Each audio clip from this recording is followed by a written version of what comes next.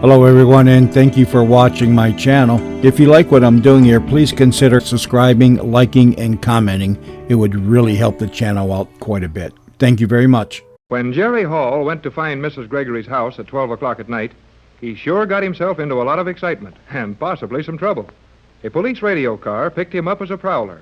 But finally, Jerry talked himself into the Gregory house and got a chance to tell his story to Mrs. Gregory and Captain Bradford. It's a wild story and one that few people would believe. But Mrs. Gregory and Tex Bradford are adventurers who live in a world where impossible stories come true. We find the three of them now on the afterdeck of Mrs. Gregory's magnificent yacht, the Joan Gregory. The yacht is well out of Los Angeles Harbor, and the lights of San Pedro are fading astern. It is 2 o'clock in the morning.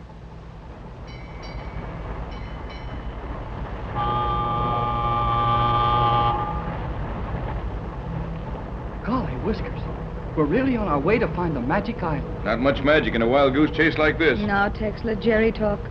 We've been disappointed on so many of these trips to search for Joan that it's nice to have someone with us whose belief is fresh and strong. Okay, Patricia, but I don't want you to feel too badly if this tip doesn't amount to anything. But gee, Captain Bradford, there must be something to this.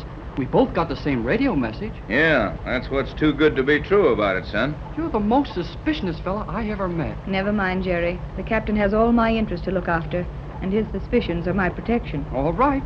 I'm on the yacht with you anyway, and we're going to Honolulu, or wherever that message came from, and see the old sailor. Then we'll get all the story and know just where to go in the South Seas to find your little girl. It all sounds mighty easy the way you tell it, Jerry. But there's a lot of water between here and the islands. And 14 years have been torn off the calendar since the shipwreck. You're right, Tex. And I suppose it's foolish of me to pay too much attention to this message, but I've never believed that Joan perished in that shipwreck, and I just can't give up trying to find her. I'll help you all I can, Mrs. Gregory. Golly, but this is a swell night, isn't it? Just look back there at the shoreline. All those lights getting smaller and smaller and sort of twinkling, like stars do just before they go out in the morning. It's beautiful, Jerry. The only thing I like better than sailing out of this harbor is sailing back into it again. Well, if you two can be spared from the poetry class for a few minutes, we'd better get to the radio cabin. I want Jerry to get acquainted with our set. Then we'll have to turn in. It's after 4 bells. Oh, boy. 2 o'clock in the morning. And time you were asleep, Jerry. Oh. Let's go in the cabin with Tex and see the radio, then we'll all turn in. Captain. Here comes the skipper. Pat, you take Jerry in the cabin. I'll check with the skipper and join you in a minute. Come right in, Jerry. I'll show you around. Boy, is this a radio cabin or is this a radio cabin? Everything shipshape, skipper? Aye. We don't know what our course is to be, but for the time being, we're chasing a radio message that probably came from somewhere in the Hawaiian Islands. So just hold a general course on the regular lane until I change it. Aye. We have a new hand aboard. He'll help me with the radio. I'll fix it with Sparks, and he can split a watch with you. Aye. Better turn in now, skipper. You can take over after daylight, and I'll join you in the chart room for some skull practice on navigation to imaginary points. We've got to locate a magic island. Who? All of us. Nuts. Who? Everybody. Well, maybe you're right, skipper. But just the same, that's what we're looking for. Well, see you at breakfast. Will you join us in Mrs. Gregory's cabin? Aye. That's all, skipper. You can shove off. Aye. Magic Island nuts. I don't blame the skipper much at that. Well, I see you've got the set warmed up, Jerry. How do you like it? Gee, Tex, Captain Bradford, it's a darb. Darb, huh? It's all right, Tex. Jerry says darb is the highest praise he can find for anything. So you think it'll do, kid? Do? Gosh, I bet it'll get anything in the world. It's all set to go now. Can I try it? Go ahead. And while you're enjoying yourself, you might as well be working. I'll see that you stand a regular watch here if you can handle that set right. That way I won't have to relieve Sparks and can take it easy. Why not let Jerry call Johnson and make our report? What I had in mind. Work on 3 meters, son. Ask for J12C. That's Johnson, our radio operator and chauffeur in Los Angeles.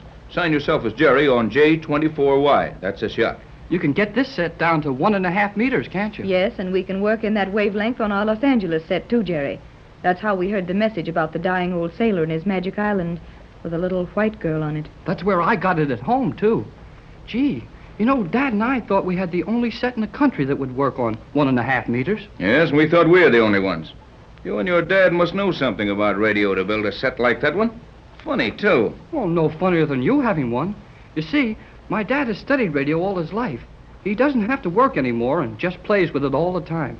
We can send on 1.5 meters, too. Yes, I thought you could. Why, Tex, what do you mean? Oh, I know what he means. He thinks I sent that message just to get you to sail for the South Seas so I could get the trip with you. Well? Oh, Jerry, you wouldn't do a thing like that, would you? Knowing how much it means to me, how badly hurt I'd be if we made this trip and didn't find any trace of the little white girl. I wouldn't do that for anything in the world, Mrs. Gregory. Okay, son, we'll let it go. For now.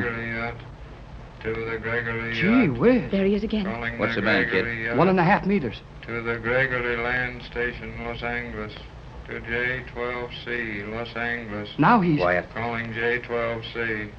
Relay this message to Yacht Joan Gregory. Stand by for message. Cannot raise yacht. Relay this to them. He doesn't know we can get him on the yacht. Quiet. To the Gregory Yacht. You will not find the old sailor in Hawaiian Islands. Set your course south. Further directions later. Old sailor delirious. Probably dying. Keeps repeating position of island. Says his diary will tell you white girl living there. Island position. Latitude 29 degrees south. Longitude 124 degrees 30 minutes west. That is all. Repeat to Gregory Yacht. Repeat to Gregory Yacht. Gee, the same thing. Tex, the position was the same as given before, and the old sailor keeps saying there's a little white girl on the island. Yes, yes. What are you doing, Tex? Checking my directional beam finders. We've got to know where those messages are coming from. There's something wrong with them, all right, or they'd be signed. Why would anybody send a message without signing it, if they were honest? Maybe they haven't got a licensed station. Yes, here we are. He wasn't on long enough for me to get a very long curve on the graph for calibration, but one thing is sure. That message did not come from the west, north, or east. Then it had to come from the south. Yes, recording directional receiver shows only direct impulses. And the only place it was disturbed by those beams was through about a 60-degree angle to the south. That's awfully broad, Tex. If the sender is any distance from us, that angle could spread out to cover thousands of miles of ocean. I know it, but it's 10 to 1 that Johnson got it, too. We can check with him later. You and Jerry stick with this set to pick that fellow up if he comes on again. I'm going to change our course. We're heading south right away. Oh, Jerry, I'm so excited and encouraged about it all. Me too. Gosh, even Captain Bradford seems to be taking it plenty seriously now. That's what makes me so happy. Tex has been through a lot of these things with me, and he doesn't believe wild stories very easily. So when he gets excited, it looks as if we had a chance to accomplish something. I've got a hunch we're going to find your little girl Joan all right. But what kind of people could she have been living with? I mean, on this island, that wouldn't let the world know all about it before this. There are so many things that might have happened, Jerry. But if we really do find a little white girl on this island, and it is Joan, I won't care about anything else. Well, when you have time, and if you want to, Mrs. Gregory, I wish you'd tell me the whole story of the shipwreck. I mean, just where it happened and how you were saved when everyone else was drowned. And what made you think your little baby was saved? Of course I will, Jerry, and I'll start right now. We'd been in a terrific storm for days. The yacht we had then was very much like this one, except that it was named after me, the Patricia Gregory. Oh, and this one is named for your little girl, the Joan Gregory, isn't it? Yes. Well, we were making dangerously heavy weather of it, along the 30th parallel, when all at once... Say, wait a minute. The 30th parallel. This radio message. The 29 degrees south. That's near the 30th parallel, all right. Why, Jerry, so it is. I didn't think of it just that way before. There's only about 69 miles between the parallels at that latitude. How about the longitude? This message said 124 degrees and 30 minutes west. That would be about right, too. J12C to J24Y. J12C to J24Y. Is that Johnson? Yes, Jerry, acknowledge him. Hello, J12C. Jerry Hall for Captain Bradford on J24Y. Go ahead, J12. Go ahead. Never heard of you, Hall. We'll talk only to Bradford. Can you beat that? That guy drove us to the boat, but he never heard of me. I'll explain it to him, Jerry. Let me have the microphone. Hello, Johnson. Hello, J12C. Patricia Gregory to Johnson. Jerry Hall is okay.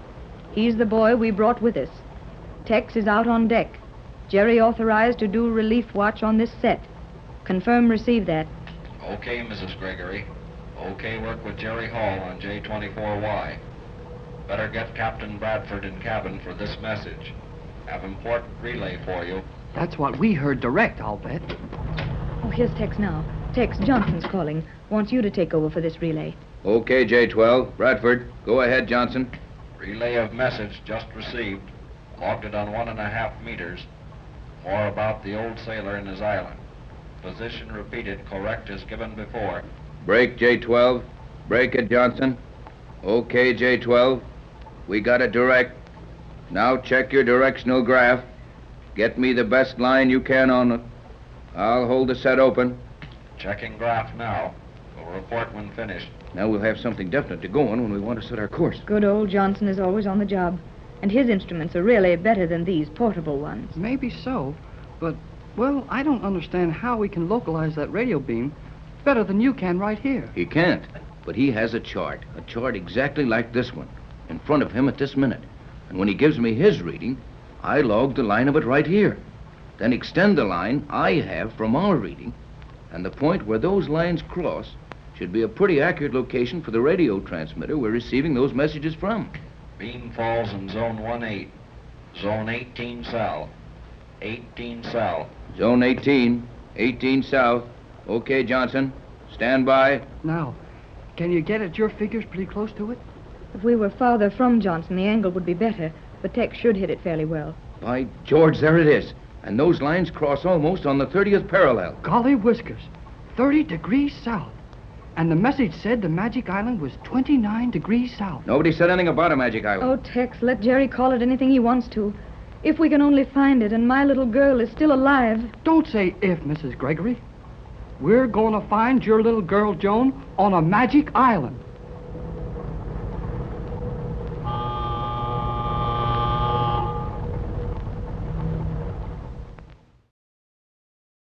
Hey everyone, Randy here. Well, the channel reached the point with subscribers where I could apply for monetization through YouTube. But when I did, they said, No, no, no! There was a couple of reasons, but the main reason was that the content was not uniquely mine. Since I am not the original content creator, and that I have not changed the content enough or voiced over the content, they would not allow me to make money through them by using the partnership program and adding commercials for compensation. So if you enjoy listening to the channel and the old time radio shows that I make available on this channel, please consider donating to help keep the channel going. I've added the above link under each show description to make it easier for you to donate. Thanks very much, and I appreciate you all listening.